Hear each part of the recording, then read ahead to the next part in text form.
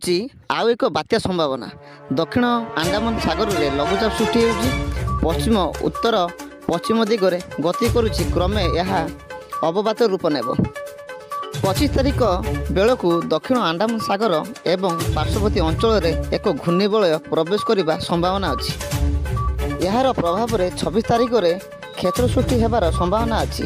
ଏହା ପଶ୍ଚିମ ଉତ୍ତର ପଶ୍ଚିମ ଦିଗକୁ ଗତି କରିବ ଏବଂ ଦକ୍ଷିଣ ବଙ୍ଗୋପସାଗରରେ ଏବଂ ପାର୍ଶ୍ୱବର୍ତ୍ତୀ ଆଣ୍ଡାମାନ ସାଗର ଅଞ୍ଚଳରେ 27 ତାରିଖ ବେଳକୁ ଅବବାତ ରୂପ ନେବ।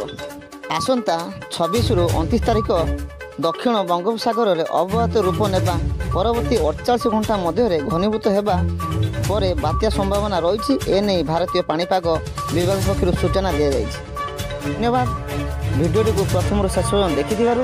ଯଦି ଭିଡ଼ିଓଟି ଆପଣଙ୍କୁ ଭଲ ଲାଗେ ତେବେ ଭିଡ଼ିଓଟିକୁ ଲାଇକ୍ କରିବେ, ସବସ୍କ୍ରାଇବ୍ କରିବେ, କମେଣ୍ଟ କରିବେ ଏବଂ ସାଙ୍ଗମାନଙ୍କ ସହିତ ସେୟାର କରିବେ।